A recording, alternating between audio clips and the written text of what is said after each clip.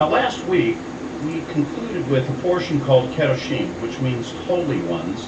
And I didn't put a lot of emphasis on it because I was covering some other material. I want to touch on it just a little bit before we go into it more, because it's profound in the whole scope of what the book is about. And it also sets up why we're going to hear what we're going to hear in this portion of Speak more to do it.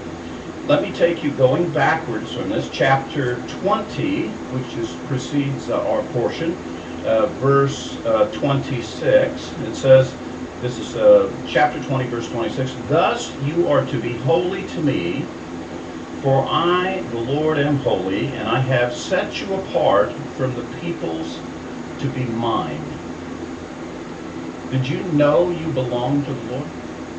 And did you know that the definition of God claiming that you're His is because you would conform to Him, that you would be holy even as He is holy. Now, going all the way back to the first portion of that Torah portion, Kedoshim, go back to chapter 19 and verse 2, and here's the word speak, emor, being given again. That's the reason I'm tying this in, because the word emor doesn't just show up in this portion, it's actually in the previous one.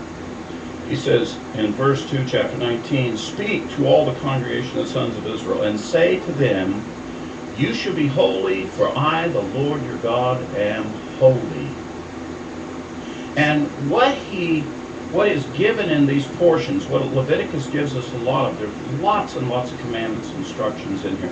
And God puts it in the context of, if you want to be holy, if you want to be with me, then these things need to be happening. Now, a lot of people think that we Messianics, that we keep the commandments of the Lord so that we make ourselves holy. And in fact, one of the complaints that will come against you, against the Torah, if you keep the commandments of the Lord, is, oh, you're trying to keep the commandments so you'll be holy. So you think you'll be holy. So you'll think you get saved and things like that. That's how far the argument, the logic goes with it. And they'll try to use some of these words to justify their thinking, but they have not really heard what the word said.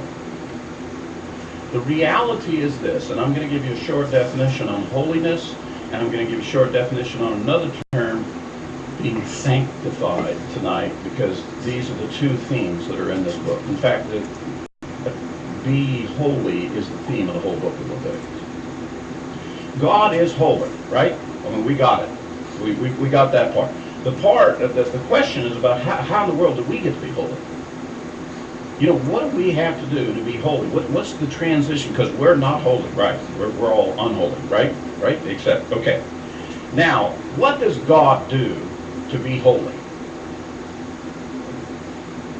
Which commandments does He keep to be holy? He doesn't keep any commandments to be holy. He is holy. He by the sheer fact that He's God, He's holy. So how in the world are we going to get to be holy? All we have to do is have God. There's nothing for us to do. In other words, honor your father and mother, that's a good thing to do, but that's not going to make you holy. Okay?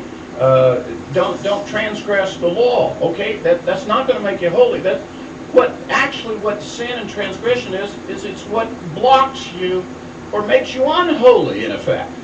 You can do lots of things to make yourself unholy, but you can't do a blessed thing to make yourself holy. So how in the world do you get to be holy? Being with God. Being in God's presence. Being associated with God. Being part of His house. Ephraim, I used to explain this to people. When Ephraim was growing up in my house, I used to tell everybody, he's a Judah. He's one of the Judahs. He's not one of the Judahs because he's a good little boy. He just happens to be a Judah. I mean, he lives there. It's his house. I mean, there's nothing more for him to do. He can't do it better, less. He's going to be it. Well, the same thing is if when you are born into God's family, when you're born of the Spirit of God, you are part of God. You're holy. You're holy. So what are all these instructions that are given here about be holy and so forth? He's giving you instructions for you to stop profaning yourself.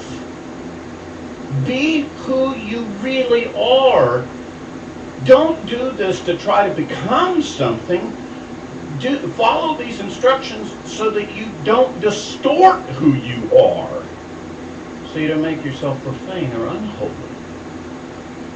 And the world's very confused about that concept. It's very difficult. And there's some brethren, they just can't quite get their head wrapped around this thing because they know they're sinners. And we all can, oh yeah, we're sinners too. How in the world can we keep this commandment? I am holy, I want you to be holy right along with me. Well, one of it, and this is what the commandment really teaches you, you need to come to terms with who you are. You need to come to terms with your identity. Who are you in the Lord? How does the Lord see you? I assure you that when I see my children, when you see your children, they don't have to do one blessed thing to qualify as your children have all your love, your admiration, your respect, and so forth. The sheer fact that they are is sufficient. The Lord looks upon you and sees you as a child of God. You're holy. You are holy. You're part of His family. He loves you. And you don't have to do something more to get that. You have that from Him. You have it. It's automatic. It's because it's who you are. The question that we have is, how do we learn how to keep these commandments so that we can kind of stay in that state?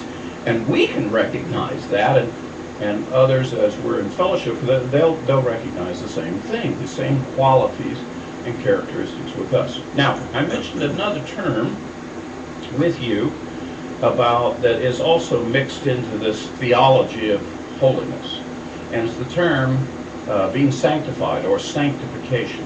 Very powerful word, but big religious word. Okay, and sanctification is something that happens to people that are holy. In other words, you got to be holy first before you can have this sanctification thing take place. I use this word picture to try to explain this. In my home, if you walk into the kitchen area, and let's say that you'd like to have a drink of some water or something. If you're over toward the sink part of our kitchen, you might find an occasional cup over there. You know, and there's the spigot over there, the water faucet, and so on, and there's a few cups standing around. So, but I wouldn't recommend that you use any of those cups to drink with. Those are usually the cups that have been previously used, and they're over there waiting to be washed and cleaned and so forth. Instead, what I want you to do is I want you to go over by the stove, and there's a big cupboard over there, and there's a door, and if you open it up, there's just rows of all kinds of drinking cups in there. There's stemmed cups, there's little cups of juice, there's big cups, there's big cups, you know, for iced tea for me and things like that. And you look in all, every one of them are clean. In fact, they're all arranged in there very neatly. In fact, Lynn puts them upside down so that no dust. Those glasses move in and out of that cupboard so often there's no way any dust could collect in there. But she's got them turned on.